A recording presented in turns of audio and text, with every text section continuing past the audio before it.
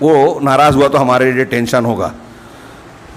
تو گنڈے دادا کا ڈر ہے, علماء اور امام کی عزت نہیں ہے.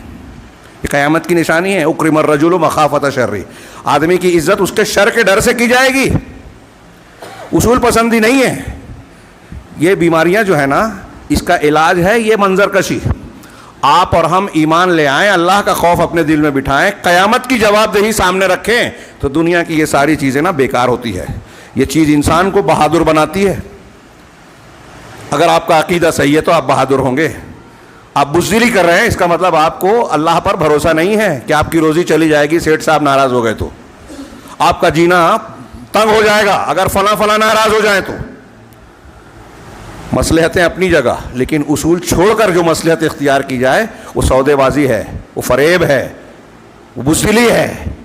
اگر آپ اصول پر قائم رہتے, وہاں صبر کرتے ہیں تو صبر ہوگا.